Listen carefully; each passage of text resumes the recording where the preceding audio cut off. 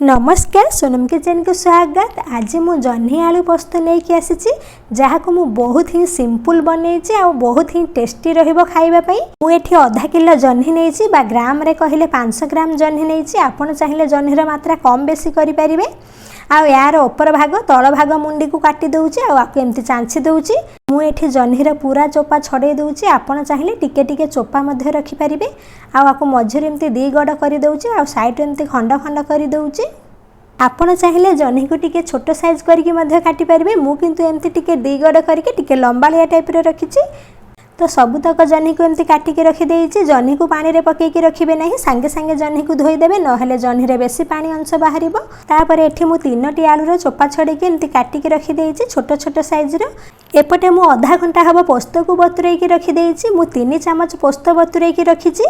आपण जदि आउ टिके पोस्त अधिक खाइबा पई पसंद करूछन्ती ताहले आउ टिके अधिक मध्ये पोस्त बतुरेइ परिबे। बतुरा हेइथिबा पोस्त को ग्राइंडर जार रे देइ दउछि। आगरु मध्ये मु 3-4टी जह्नीर रेसिपी शेयर करिछि। मु लास्ट को यार लिंक वीडियो रे देइ देबी। आपण सेथिरे क्लिक करके मो रेसिपी गुडिक पाई परिबे। पोस्त को दे सला परे मु एथिरे अदा अल्प खंडे देइ देइछि। आर चोपा छडेके एथिरे देइछि आ अल्प पानी देइकि आकु पेस्ट करि दउछि। एबे आकु गोटे गिना को काढी आनुछि। तो जह्नी पाई पोस्त बटाटी मोर रेडी हे जाइछि। एबे गैस रे मु गोटे कड़ाई बसई देइछि। एथिरे मु सोरिष तेल अल्प देइ दउछि। आपण जे कोनसी कुकिंग ऑयल रे जह्नी को रांधि परिबे। तो तेल दे सला परे तेल ताती गला परे एथिरे मु आलू को जो काटी के धोई के रखिथिली देइ दउछि। आ एथिरे अल्प लूण देइ दउछि। आ गैस टी को मीडियम रु सिम करके आकु टिके फ्राई करि दउछि। आलू को टिके कवर करी करी फ्राई करि दउछि, जहा द्वारा आलू टिके सिझि जिवो आ जह्नी रांधला बेले शीघ्र हे जिवो। आलू को मझी मझिरे टिके उल्ट पाल्ट करि दउछि। आपण चाहिले ए जह्नी रे सिझा आलू देकी मध्य करि परिबे किंबा खाली जह्नी रे मध्य जह्नी पोस्त करि परिबे। मु किंतु एथिरे कंचा आलू को टिके फ्राई करके बनउछि, जहा द्वारा तरकारी रो टेस्ट बहुत भल आसीबो। तो आलू टी फ्राई हे गलानी। आकु गोटे जगह को काढी आनिबी। आर कलर मध्य चेंज हे जाइछि आ लाल मध्य हे जाइछि। आलू को फ्राई करके काढी सारला परे सेही तेल रे मु आउ 2 चामच तेल देइ दउछि। तेल ताती गला परे मु एथिरे हाफ चामच जीरा फुटेई देबी। जीरा फुटी गला परे मु गोटे बड़ साइज रो पियाज को एमती चुन चुन करके काटी के रखिछि देई देबी।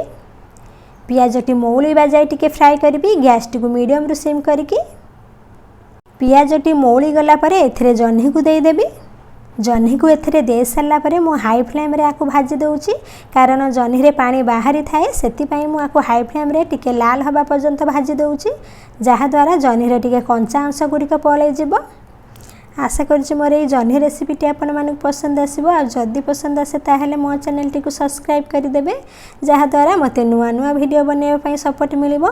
तो जह्नी टी भल भाबे फ्राई हे जाइछि आ टिके लाल मध्य हे जाइछि। एथिरे मु 2टी मीडियम साइज रे टमाटर काटी के देइ दउछि। तापर एथिरे पोस्त बटा को देइ दउछि आ हाई फ्लेम रे पोस्त को मध्य टिके कसी दउछि। मु एथिरे पानी बिल्कुल भी देबी नाही, कारण पोस्त टी भल भाबे कसी हे गला परे ही पानी देबी। टमाटर पोस्त सहित जह्नी को टिके एम्ति गोळेइ दउछि। तापर एथिरे मु हाफ चामच हळदी गुंड देइ दउछि। राग आपण जतिकी खाइबे से अनुसार लंका गुंड देइ परिबे। मु एठी हाफ चामच लंका गुंड देइ दउछि। तरकारी रे भल कलर आसीबा पई मु एथिरे हाफ चामच रु कम काश्मीरी लंका गुंड देइ दउछि। तापर फ्राई करके रखिथिबा आलू को एथिरे देइ दउछि। ए सब को ए पोस्त सहित आ टिके फ्राई करि दउछि। तो मीडियम रु हाई फ्लेम रे आकु टिके कसी दउछि। तो यार पानी गुडिक भल भाबे मरि जाइछि आ कसी मध्य हे गलानी पोस्त बटाटी। ए सब कसी हे गला परे ही एथिरे लूण देबी। टेस्ट अनुसार एथिरे लूण देइ दउछि लास्ट को। आगरु लूण दउ नथिली, कारण आगरु लूण देइ देथिले जह्नी रे बेसी पानी बाहरी थांता। सेति पई लास्ट को मु एथिरे लूण देली। जह्नी आ आलू टी कसिला बेले अधारु अधिक सिझी जाइछि, सेति पई देखि करी अल्प ही पानी देबे, बेसी पानी देबे नाही। मु आकु टिके ग्रेवी टाइप रे रखिबी। आपण झोल कम बेसी मध्य करि परिबे। पर गैस टी को मीडियम रु सिम करके आकु 2-3 मिनिट पर्यंत एमती सिझिबा पई ढंकई दउछि। आ भल भाबे तरकारी टी मध्य फुटी जिवो।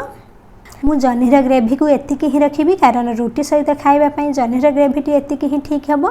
आलू जह्नी भल भाबे सिझी जाइछि। मु तरकारी रो झोल एतिकी ही रखिबी, टिके ग्रेवी टाइप रे रखिछि। लास्ट रे एथिरे धनिया पत्र अधिक काटी के देइ दउछि। धनिया पत्र निश्चित देबे, जहा द्वारा तरकारी रो टेस्ट बहुत भल आसीबो। तापर एबे मु गैस टी को बंद करि दउछि। तो टेस्टी जह्नी आलू पोस्तटी मोर रेडी हो जाइए। एमती ही जह्नी आलू पोस्त बन कि आपन रुटी पराठा गरम भात सांगे खातु बहुत टेस्ट लगे। आ घरे निश्चित ट्राए करंतु एमती सिंपल जह्नी आलू पोस्त। आ भल लगे भिडियोटी को लाइक कमेंट शेयर कर दिंतु। आ जदि मो चैनल नुआ तो मो चैनल टी को सब्सक्राइब कर दिंतु। पाखर थिबा बेल आइकन को दबे दिंतु। धन्यवाद।